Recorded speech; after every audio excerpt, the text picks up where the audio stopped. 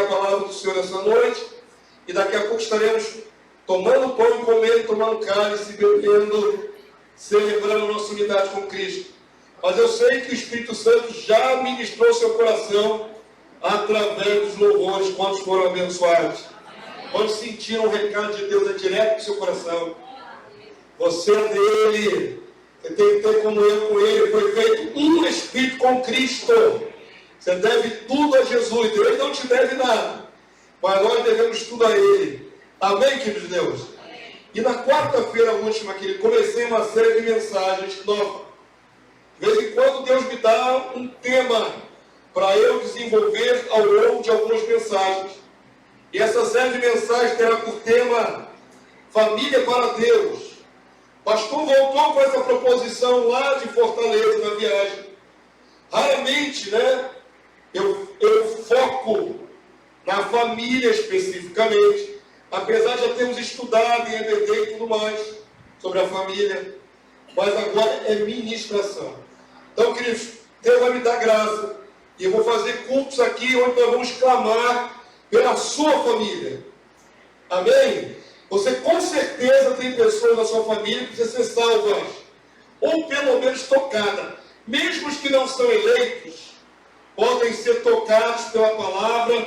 Você pode fazê-los temer mais a Deus, mesmo que sejam não eleitos. Então vai ser um tempo, nessas próximas ministrações, só voltado para a família. Vamos falar de casamento, vamos falar de filhos, vamos falar de muita coisa importante. Então, dito isso, hoje é Santa Ceia, mas eu vou manter esse tema Família para Deus, porque nós também fomos resgatados para fazer parte da família de Deus. Então, olha a sua Bíblia aí, o irmão quer voar. O irmão está até com vontade de voar. Abra, por favor, em Isaías 53, vai ser o texto de base. Isaías 53, verso 10. Família para Deus. A palavra de Deus diz que a família está também no céu. Não é? Existe a parte da família no céu e uma parte da família na terra. No céu está o nosso Pai. E no céu está o nosso irmão e Senhor Jesus Cristo. Jesus não é nosso Pai. Ele é nosso irmão. Mas é Senhor sobre as nossas vidas. Então parte da família já está no céu, parte da família está na terra. Eu quero focar hoje, irmãos, nos sentimentos que Deus tem pelo seu filho. Falamos muito agora, nesses louvores, sobre o amor. Um projeto de amor, um plano de amor que nos resgatou. E é maravilhoso saber que o Senhor nos amou, né? Deus amou o mundo de tal maneira que o que, irmãos? Que deu o seu filho. O amor de Deus nos alcançou a todos, ao ponto dele entregar o seu filho. Mas eu queria salientar que Deus ama ainda mais, e é próprio dizer isso, seu próprio filho. Amém? Quem Deus ama mais, a igreja ou Jesus? Jesus. Jesus é parte do próprio Pai, né?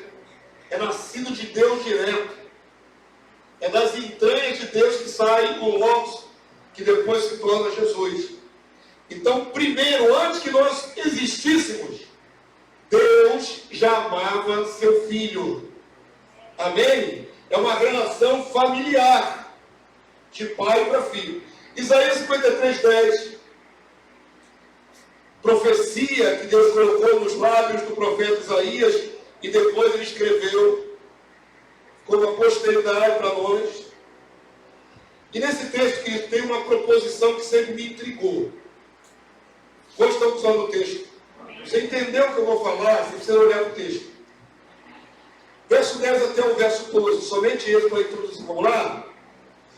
Todavia, ao Senhor. Senhor em letras maiúsculas é o nome do Pai em hebraico. O tetragrama, as 4 consoantes que nós transliteramos para Iavé.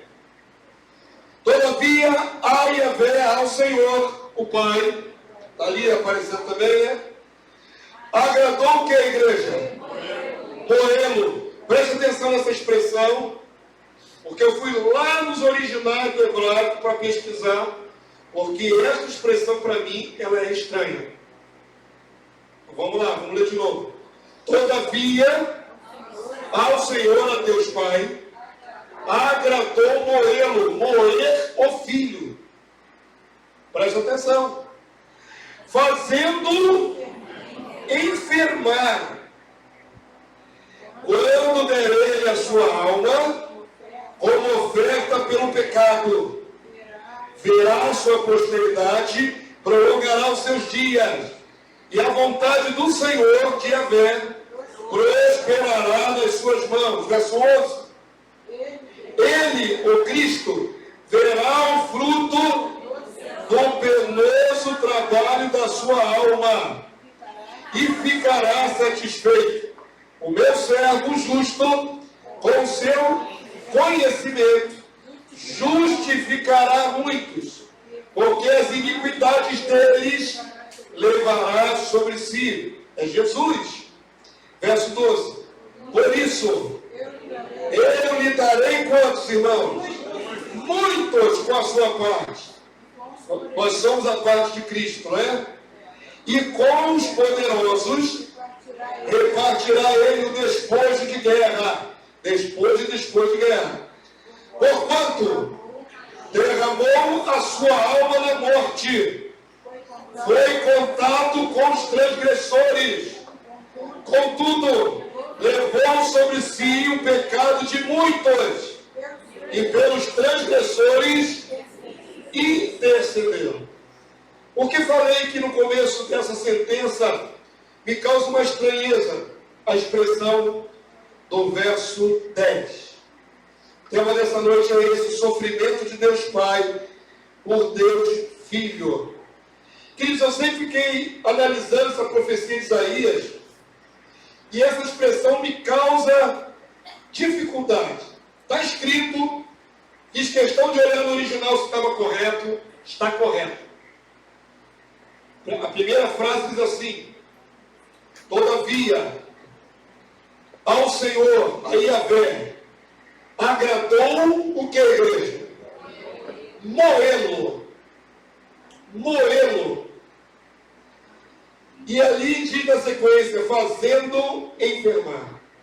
Olhei no original, eu falei, deve ter alguma coisa errada nessa tradução, não é possível. Principalmente a palavra agradou. Agradou em moer o filho. Não é estranho ao seu coração? A mim é.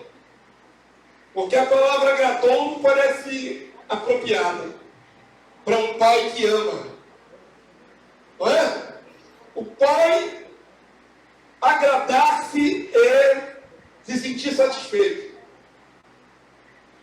A tradução da palavra no original hebraico é essa: se satisfez em esmagar o filho. É estranho, moer no original significa esmagar.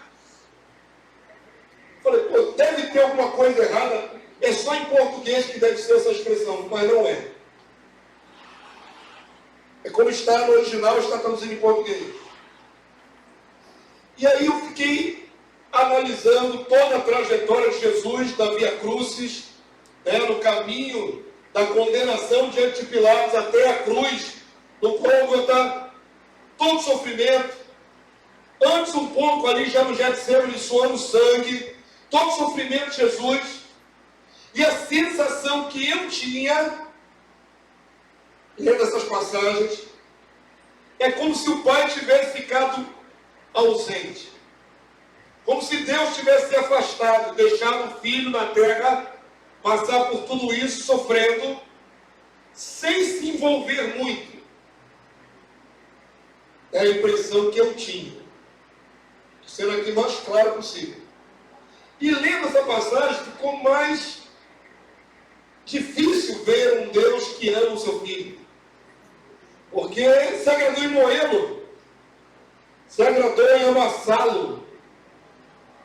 Mas não está errado não, está certa a expressão. Então, queridos, a palavra que vai reverter esse pensamento negativo na minha mente é que Deus Pai não tem prazer em amassar Jesus, em fazê-lo enfermar. O pai não vê só o momento da dor. Quantos dizem amém? O problema é quando eu foco só na dor. Quando eu foco só na tragédia, só no sofrimento do Filho de Deus.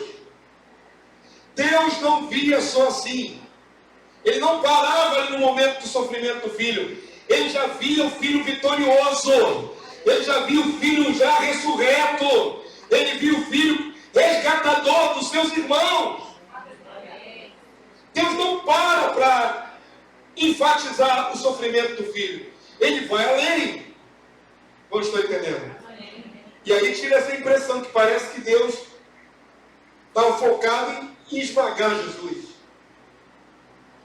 Deus ama o filho.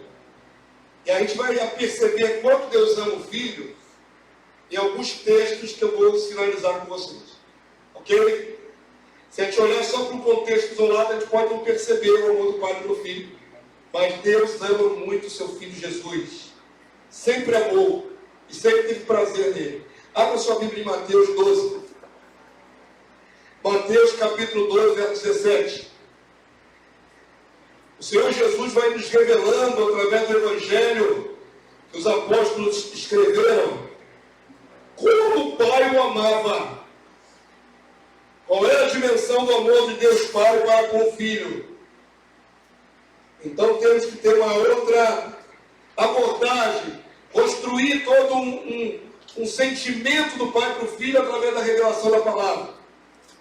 Mateus 12, 17, 18, quantos acharam? Digam amém. A palavra de Deus diz assim: para se cumprir o que foi dito por intermédio do profeta Isaías. Verso 18, igreja, quem quiser ler em voz alta, vamos lá? Eis aqui o meu servo, que escolhi, que elegi, o meu amado. Presta atenção na ênfase. O Senhor está sinalizando através do profeta que o Messias, Jesus, era seu amado. Que mais, queridos? Em quem a minha alma se compraz, tem prazer. O Pai diz do Filho: eu o amo e tenho prazer nele. Quantos entenderam? Digam amém. Em quem me comprazo. E o texto diz: farei repousar sobre ele o meu espírito, e ele anunciará juízo aos gentios.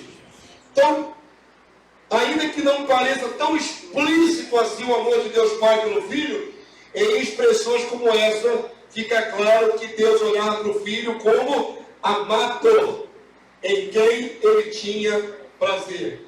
Expressão semelhante está em Marcos capítulo 1, verso 11. Marcos 1, 11. Algumas vezes, Deus quis que os discípulos de Jesus ouvissem em voz altissonante que Jesus era amado do Pai. Não é só através de profecia. Deus falou ali na hora do batismo.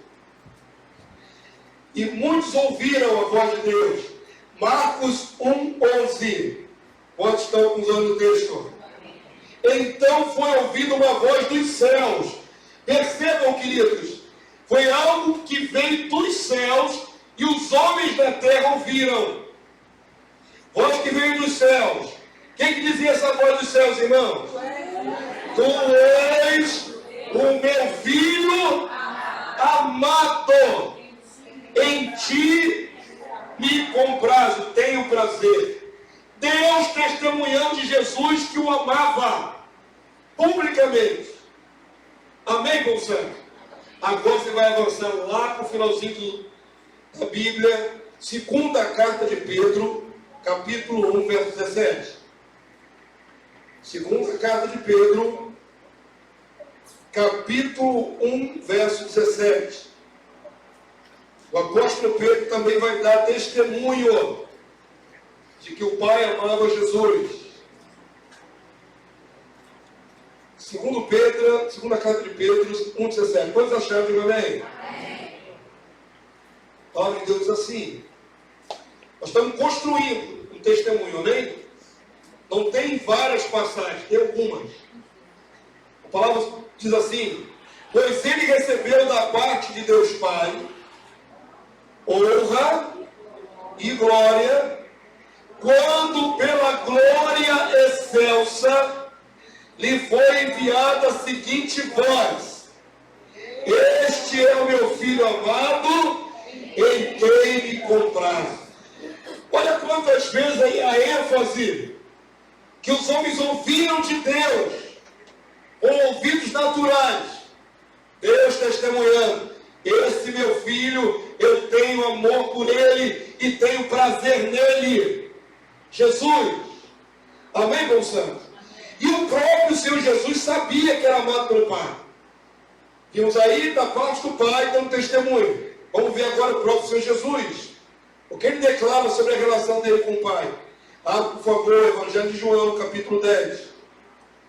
Evangelho de João, capítulo 10, verso 17. Os textos que Deus me conduziu é para mostrar que a relação do pai e filho era muito baseada no amor. João 10, 17 e verso 18. Vamos achar de valendo? Já vamos chegando da metade para o final, vai ser bem rápido hoje. Então, já que você achou, você pode ler em voz alta comigo. Vamos lá? Por isso, o Pai me ama. Quem está dizendo isso? Jesus. Ele tem certeza que o Pai o ama. Por isso, o Pai me ama. Por quê, irmãos? Porque dou a vida para a reassumir. Então, presta atenção. Primeiro texto que lemos é 53. O plano de salvação dos homens passava por moer o Filho, por amassar Jesus.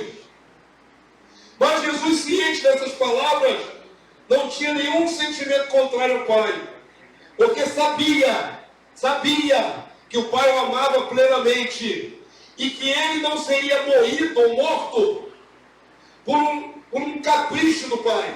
Pelo contrário, o próprio Senhor Jesus ia se entregar. Amém? Quantos estão entendendo? Amém. Pensa, querido, pensa um pouquinho.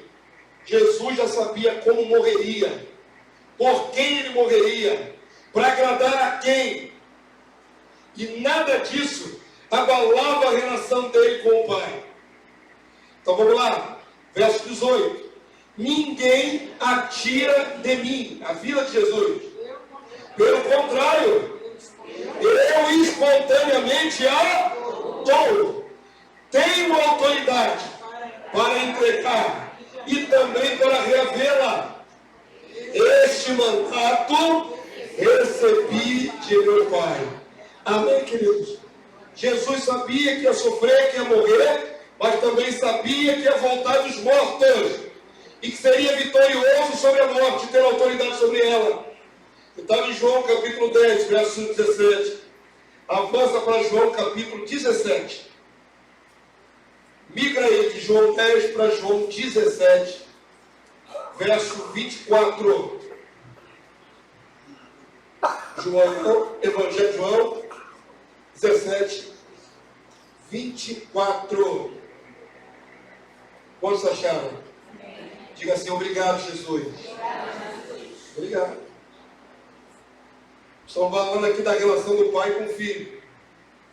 Pai, a minha vontade é que onde eu estou, estejam também comigo os que me deste, os discípulos, para que vejam a minha glória que me conferiste. E aí como é que termina essa sentença aí, irmãos? Porque me amastes antes da fundação do mundo. Amém, amados de Deus?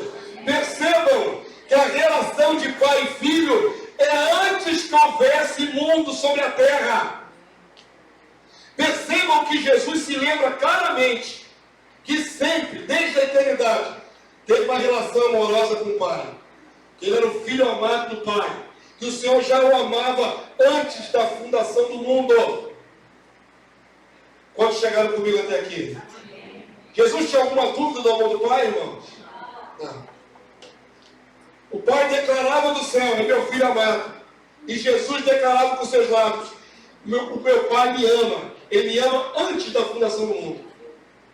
Não é a partir da minha encarnação. Sempre me amou.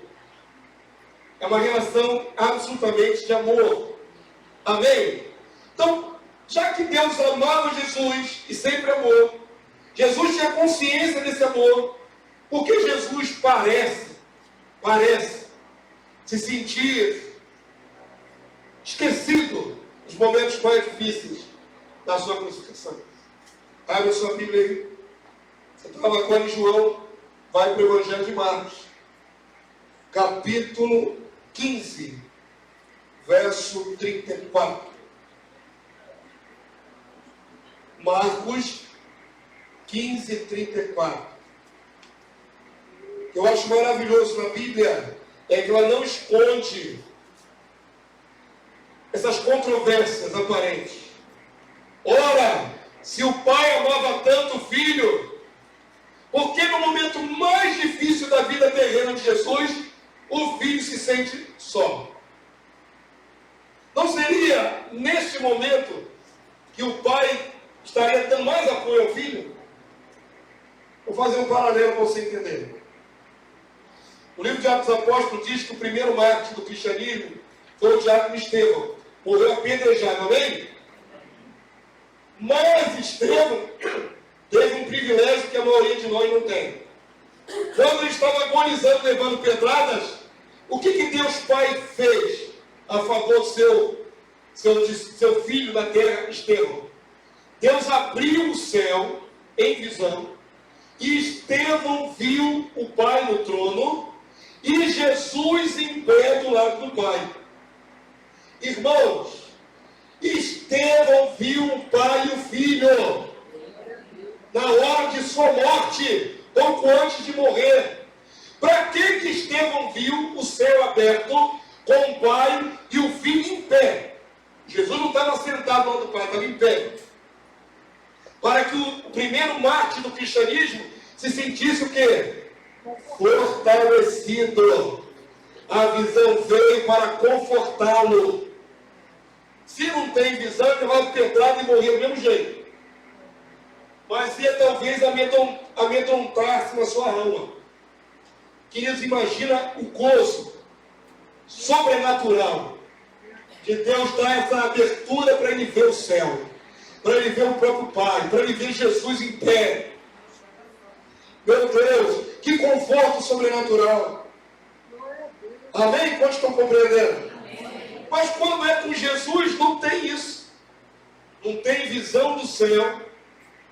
Não tem anjo aparecendo ali para confortar Jesus. Um dos evangelhos chega a dizer que o anjo veio confortá-lo no Getsemane. Mas se você observar propriamente, esse texto é um acréscimo espúrio. Não faz parte dos originais do Evangelho. Que um anjo veio e confortava Jesus, está escrito na sua Bíblia. Mas deve estar entre colchetes, ou deve estar assinalado que não faz parte dos originais. Alguém acrescentou. Então não é para dar muita, digamos assim, credibilidade a esse acréscimo. O que se mostra na trajetória de Jesus da cruz é que enquanto ele agonizava, sofria, não recebeu nenhum tipo de refrigério sobrenatural. Não vejo isso na palavra. Pode chegar aqui comigo. Eu quero que você se coloque agora no lugar do Filho de Deus. Tenta imaginar o que ele sentiu, o que ele sofreu. Não só fisicamente, mas principalmente nos seus sentimentos. Eu quero agora salientar, queridos, que para mim, o sofrimento de Jesus foi muito mais agravado. Não porque ele estava carregando o pecado de todos nós, já foi um peso monstruoso, mas principalmente porque, se tornando maldito em nosso lugar, ele perdeu essa conexão com o Pai. Acredito que doía mais para Jesus ser encoberto do Pai do que propriamente sentir o peso de toda a pecado da humanidade. Quantos estão entendendo o que eu estou falando? A relação do Pai e do Filho era plena. Mas na hora da crucificação, Jesus disse isso que está escrito na sua Bíblia. Marcos 15, 34. Bota os olhos aí. Vamos sentir o que Jesus sentiu? Qual é o sentimento do filho nessa hora crítica? A palavra de Deus diz assim: à hora nona, clamou Jesus em alta voz: Eloi, Eloi, lama sabactani, ou sabactani, que quer dizer: Deus meu, por que me desamparaste? Qual é o clamor do filho nessa hora? Estou me sentindo só. Pode se entender? Pastor, vem construindo isso na mente. Ora, Deus o tempo todo que ele pôde, afirmou que amava o filho publicamente. O filho dá testemunho de que o pai o amava. Mas na hora mais terrível, crucial, o filho diz: por que me desamparaste? Estou me sentindo afastado, só, isolado. A única conjectura que me veio ao coração é que o nosso pecado nessa hora estava sobre ele. E Deus, na sua santidade, ele não pode contemplar a vexação do pecado. Por alguns instantes, Jesus foi encoberto da imundícia do nosso pecado. Pode se entender? Aí, o plano de amor de Deus entra em ação. Se Jesus não é um herói para sofrer toda essa ignomínia, ele não veria o fruto do seu penoso trabalho, a igreja. Ele não veria o nosso resgate. Ele não poderia cumprir o nosso resgate. Por isso o pai não vê só aquele momento da vida do seu filho, mas ele vê além. O meu filho vai ser vitorioso. O meu filho vai conseguir vencer a maior prova da vida dele. O meu filho vai se levantar como primogênito dentre os mortos. O meu filho vai voltar ao seu trono de glória. Ele vai voltar para o meu lado. Aonde está Jesus há 2000 anos? À destra de Deus Pai. A convivência entre eles está alinhada há 2000 anos, irmão. Foi só um instante que Jesus se sentiu só. Amém? Mas eu quero terminar mostrando que parece que o pai viu a morte do filho dele impassivo, sem sentir nada. Parece. Sabe o que parece? Porque a palavra revela que o céu se manifestou. Onde é que está na Bíblia que o céu se manifestou? Abre essa Bíblia, por favor. Você estava onde? Marcos 13, 15, né? Volta para Marcos 13. Estamos chegando no finalzinho. Marcos 13, 33. Só esse versículo. Eu vou mostrar a vocês, nos evangelhos, que o pai não ficou impassivo. Ele não soltou nenhuma voz do céu: esse é meu filho amado que eu tenho prazer. Ele não mandou anjos se manifestarem. Quando Jesus nasceu diante dos pastores, milhares de anjos foram vistas. Na hora da crucificação, Deus não mandou anjo nenhum. Deus não soltou nenhuma frase do céu dizendo que amava o filho. Mas Deus moveu-se e moveu na terra para provar que ele estava vendo o que estava acontecendo. Marcos 13, 33. Vamos ler? Quem quiser. Chegada a hora sexta. Não é isso não? É Mateus 13, 33? Eu migrei para Marcos. Marcos 13, 33 diz isso não? Pastor, 15:33. 15, 33, obrigado. Eu versículo anterior, verso 34. Está certo. Obrigado, irmã Elaine. Aqui na minha colinha está 13. Certamente, falha minha. É o mesmo texto de Marcos 15, 34, que lemos um pouco antes. Agora o verso anterior, Marcos 15, 33. Dá uma olhadinha aí. Só esse versículo, para a igreja. Chegada a hora sexta, o que houve sobre a terra? Houve trevas sobre a terra até a hora nona. Que hora Jesus rendeu o Espírito na cruz? Hora nona. Da hora sexta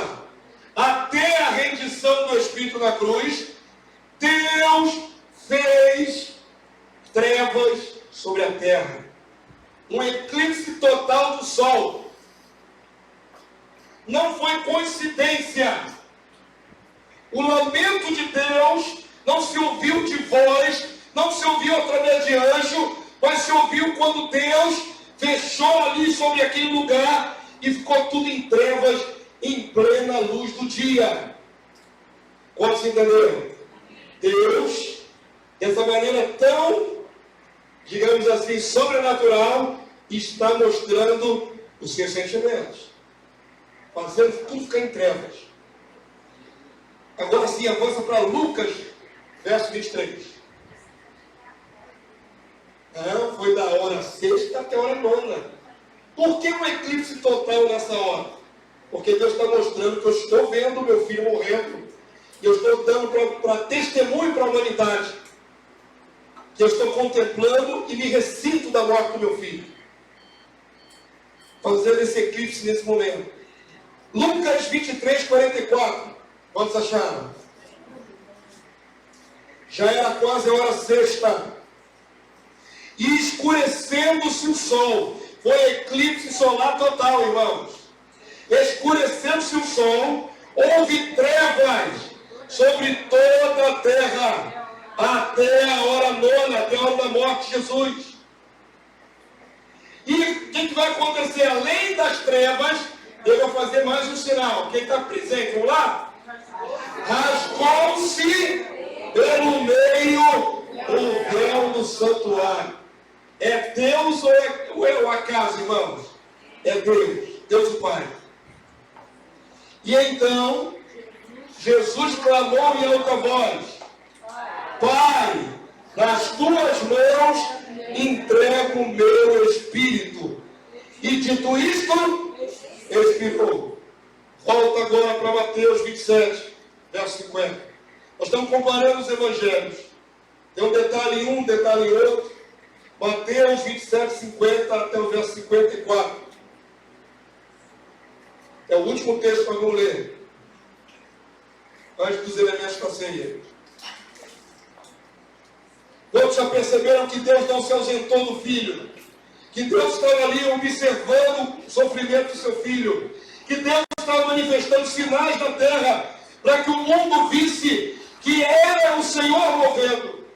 Trouxe trevas sobre a terra, rasgou o véu do templo através de um terremoto. Deus moveu o sinal no céu e moveu o sinal na terra, mostrando seu desagravo pela morte do seu filho. Olha aí, esse texto vai complementar Mateus 27, 50. Vamos achar de nome? Olha que bacana, agora vou encaixar todo o cenário. E Jesus, quem quiser ler em voz alta. E Jesus, clamando outra vez, com grande voz é grito, entregou o Espírito. Na hora nona, da sexta até a hora nona, Deus já tinha manifestado treva. Verso 51, irmão, olha como é que era sinal para os homens de que Deus não estava ausente. Vamos lá? Eis que o véu do santuário se rasgou em duas partes, de alto a baixo. E o que aconteceu nesse momento, irmãos? Tremeu a terra, fenderam-se as rochas, abrindo-se os sepulcros, e muitos corpos de santos que dormiam ressuscitaram e saíram dos sepulcros depois da ressurreição de Jesus. Entraram na cidade santa e apareceram a muitos. Olha os sinais de que esse momento não foi desassistido pelo Pai. Deus fez trevas durante 3 horas. Deus sacudiu a terra com terremoto, rasgou o véu e ainda sacudiu o cemitério para escapar os santos ali ressuscitados. Quantos conseguiram ver todos esses efeitos? Então aquela impressão que até o próprio Senhor Jesus sentiu, que está só, era só impressão. Porque o Pai do céu bradou com vários efeitos, para que os homens entendessem: eu estou vendo o que meu filho está fazendo pela humanidade. estou vendo. Eu quero que vocês saibam que eu estou presente, que estou movendo, e meu coração se internece pelo meu filho. Olha, para terminar, irmãos, no verso, nós não lemos ainda, 54. Perceba que é sinal para os homens. O que diz aí no texto, irmãos? Um centurião romano, um oficial romano, estava aos pés da cruz. Um centurião romano e os que com ele guardavam a Jesus, vendo o que, irmãos?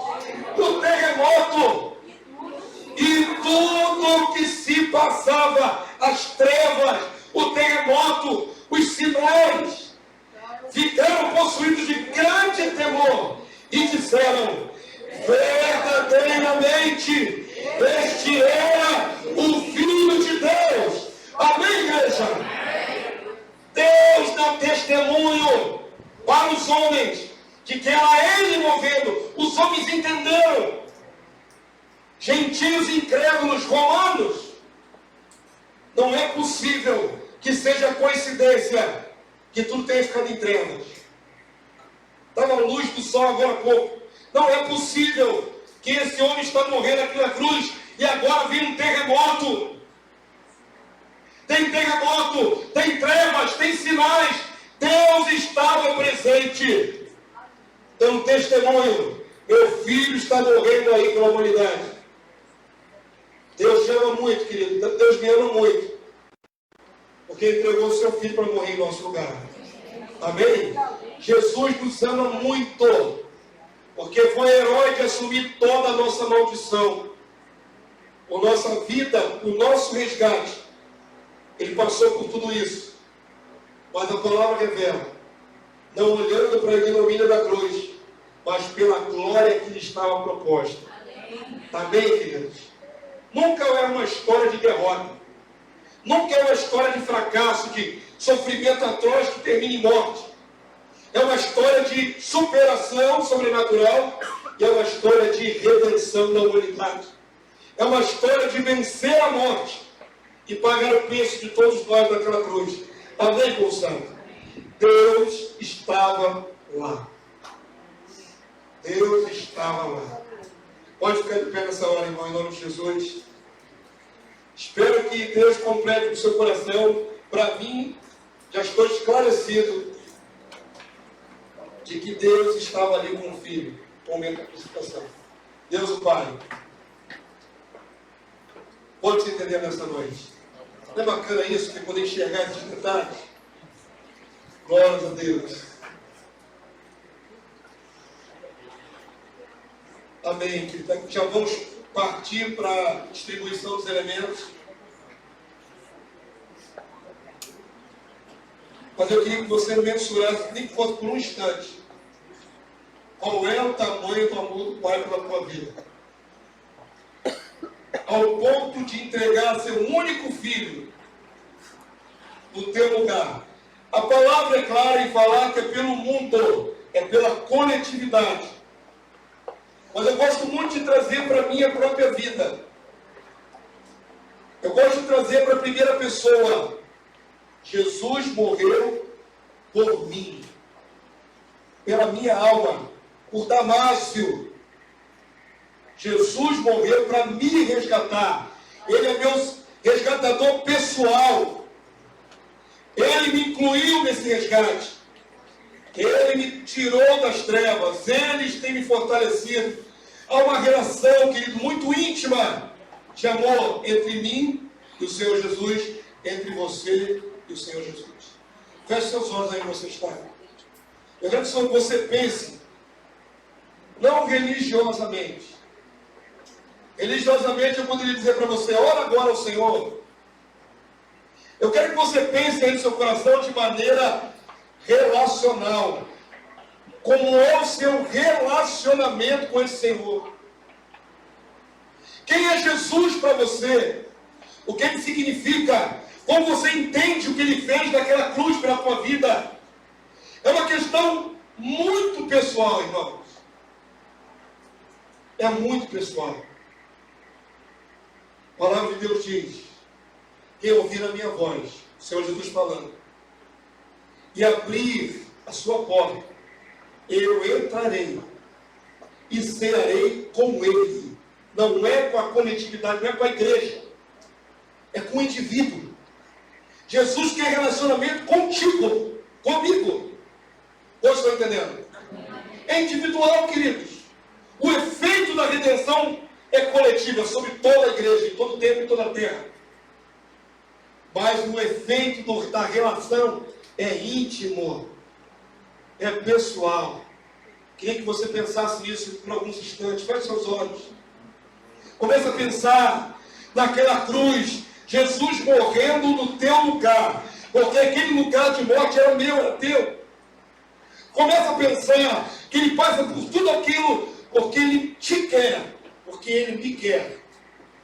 Comece a pensar quantas vezes fomos ingratos, agindo ainda em pecado, voluntariamente, esquecendo do grande amor dele, do grande sacrifício. Comece a pensar, não só Jesus, mas o Pai, o Deus eterno, o El Shaddai, o Todo-Poderoso. Ele planejou te resgatar. A primeira pessoa que te amou é Deus Pai. A segunda pessoa que te ama é Jesus. O Pai e o Filho te amam. Te amam. Você foi eleito por Deus para ser propriedade exclusiva, amado. O Senhor te ama. Diga isso para ele em voz alta. Meu Deus, o meu Deus e Pai me ama. O meu Senhor e Salvador Jesus me ama. Ele me ama. Aleluia. Eu devo a vida a Ele. Eu devo a vida a Ele. Quantos são gratos pela vida de Jesus? Quantos são gratos pelo amor que Ele devota a você? Ele devota a você, irmão. Ele te ama. Ele me ama. Não fique aturdido nos momentos mais difíceis. Nunca se sinta só. Ainda que fisicamente você esteja num lugar absolutamente só, sem outro ser humano em volta, o teu Pai está com o olhar sobre a tua vida. Os olhos do Senhor repousam sobre ti. Ainda que você não perceba anjos ao teu redor, existe um outro do teu lado, Jesus, um mediador bendito, está intercedendo diuturnamente pela tua vida, para que você chegue ao final da carreira vencedor. Vejo muitos cristãos se acharem lutando sozinhos, como se dependesse das duas forças chegar até o fim da carreira. Não depende das tuas forças somente, você persevera. Mas você tem algo poderoso do seu lado, você tem o Pai e o Filho, você tem o Deus do universo, você tem Jesus do teu lado, e eles te amam. Jesus te ama, o Pai te ama, igreja, te ama, Filho de Deus. Diga a Ele quanto você o ama nessa noite. Comece a declarar nessa noite. Você é grato. Você é grato, você é grata pelo seu resgate. Comece a declarar a palavra nessa noite. Pode dizer, irmãos, se você não tem coragem de dizer na igreja, como é que vai dizer lá fora para o mundo? Diga a palavra ao Senhor Jesus. Diga que o ama, que é grato, que Ele é teu dono, que você pertence a Ele. Ele te resgatou, Ele te libertou, Ele tem investido na sua vida. Ao nosso Senhor Jesus Cristo, a minha vida te pertence, Senhor. A minha vida é tua. Eu não sou qualquer um andando na terra. Eu sou filho de Deus, resgatado de Cristo. Eu sou filho de Deus, irmão do Senhor Jesus Cristo. Eu sou filho de Deus, sou da família real de Deus. Comece a declarar a grandeza do teu chamamento. O Senhor é maravilhoso. Quem somos nós quem somos nós para que fôssemos tão beneficiados, para que fôssemos tão privilegiados. Nessa noite você vai celebrar comendo pão, tomando cálice, constrangido por tão grande amor, constrangido por um amor imenso. Amém, povo santo? Que o Espírito de Deus conclua esse sentimento no seu coração, que Ele amplie o seu entendimento de quanto você deve a Ele, quanto você deve a sua vida a Jesus. Amém? Vamos participar então do pão e do cálice nessa noite. A palavra de Deus diz: examine-se o homem a si mesmo, depois coma o pão e beba o cálice. Eu vou dar a vocês alguns minutos, poucos, para você se arrepender de todos os seus pecados cometidos que você lembrar. E falar com o Senhor aí no Espírito, para que a eficácia do sangue do justo te lave as suas vestes, e você saia daqui alvo como a neve, em nome de Jesus. Fala com ele nessa hora. Jesus.